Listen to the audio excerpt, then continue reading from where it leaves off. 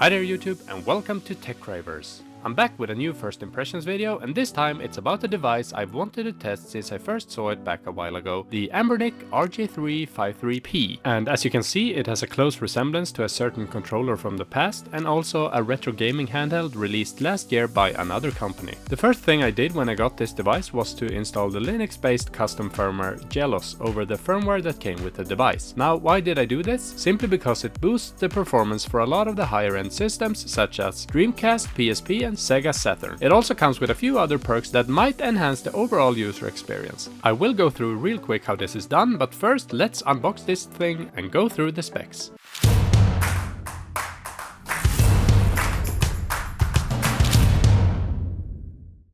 The thing you'll notice straight away is that Anbernic has been working on the unboxing experience, as it's now an upgraded box. Gone is that old plain white box that the other handhelds comes in. Here is the RG503 box for comparison. Flipping the box, we can see that Anbernic has gone for the Apple approach, as many are these days, with the device portraited in different angles. And here you have the specifications, but we will get back to this, so I'm gonna move forward. And here you can see that we get the console, a charging cable and a user manual. I've also gone for the black transparent version, which I kind of regretted as I've started to using this. Opening the box, we get the handheld itself, of course, and we're gonna look at that soon. Underneath the plastic we get the user manual, and it mostly consists of hotkeys for Android and the Linux operating system. We also get a screen protector, which is real nice since I tend to scratch my devices that don't have one.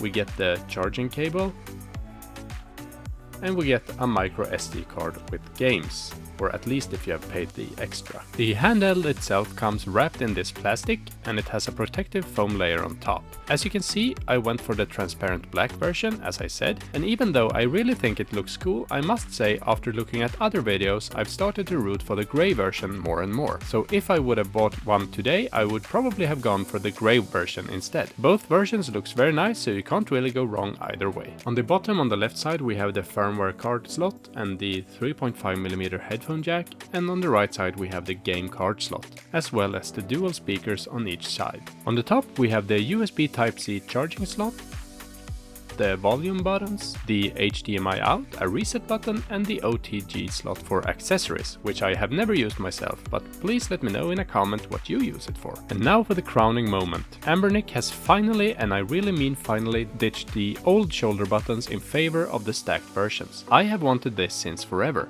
On the back, Anbernic has put the logo between the two grips or anti-slip pads that won't really give that much grip but are a nice touch. And now I'm gonna boot up the device for the first time, but as I said in the beginning, I'm gonna install a custom firmware right away. But before we get to that process, we're gonna go through the specs. For CPU, we have the RK3566 up to 1.8 GHz. It's a quad-core Cortex A55 CPU with a built-in Mali-G MP2 GPU. I've tested other devices with this CPU-GPU combination, and it will give great to decent performance in N64, PlayStation and Dreamcast games, but I can say straight away that it won't play 3DS, GameCube or PS2 games. But for everything from and below Dreamcast, it should run pretty well. We get 2 GB of LPDDR4 RAM, and that's probably a little too little to run Android super smooth, but for me it doesn't really matter, as I probably will end up using Linux 95% of the time. The IPS screen is 3.5 inches and has the resolution 640 by 480 and the aspect ratio is 4:3. It has a 3500 mAh battery, which Anbernic claims will give you 6 hours of gameplay. However, in my tests I've noticed better battery life than that. I'd say around 7 is more correct. 32 GB of internal storage for the Android operating system and dual micro SD slots, one for the Linux firmware and one for the games. It also have 5 GHz Wi-Fi and Bluetooth 4.2. Now, we could just dive into a few game tests, but as I told you in the beginning, I want to start by installing JELOS custom firmware on this device first. So turn off your device and remove the firmware SD card and insert it into your computer. On your computer, open a browser and head over to JELOS GitHub. I will leave a link in the description. Go to Releases and here you will find files for a lot of different Anbernic devices. Download the image for RG353P, then use the software that you want to use to flash the SD card with the image you have downloaded. I tend to use Balena Etcher for that. So simply choose the image that you have downloaded and then which target you want to flash. In this case it's my 15 GB USB device, and this will take some time, but when it's done you can just pop the SD card out and put it back into your RG353P. Now once you boot up the console again, JELOS will show and it will start a installation process and check that everything is okay, and that is only something it will do the first time. And once that is done, the system will launch. And this first time, the launch time will take much longer than it will do later on. So just be patient and then wait for it to start up. Now, unfortunately, we're not quite ready to game yet. First we need to prepare our SD card and transfer our game files to it. To prepare the SD card, simply format it. I formatted mine into exFAT, then insert it to the RG353P while it's turned off and start the device. By doing this, the RG353P will create all the game folders for us. So once it's done, once again pull it out, insert it to your computer and transfer the game files or ROMs to its respective folder on the SD card. Once you have transferred your game dumps to the SD card and put it back into your device, you will now have a menu for each system that you have added games for. As I've already mentioned, the RG353P is great for playing anything up to N64, PlayStation and some Dreamcast games. But it's in the real retro library that this device gets to shine. Playing SNES on this thing is an absolute joy, and I'll let you know right now that this will definitely be the device that I will be packing for hikes in the Swedish wilderness this summer.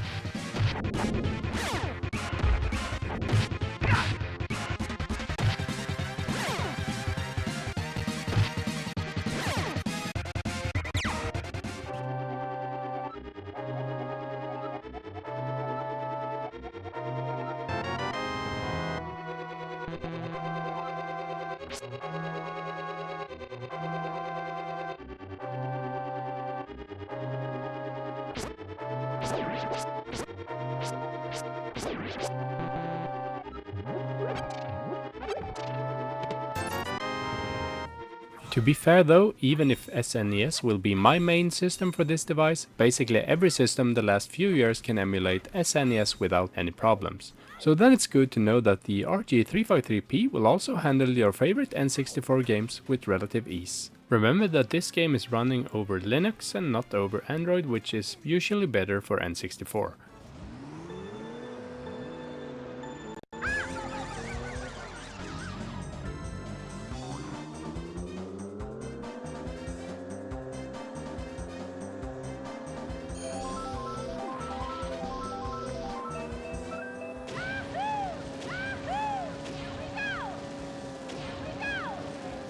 The RG353P has good ergonomics and it feels great to play SNES on hours for it. For N64 it's also good, but I would like to see the right thumbstick and the D-pad to swap places for N64 to be really great. Here is the SNES controller, by the way, for comparison, or the wireless 8-bit version at least, but it should give you an idea for the overall size of the device.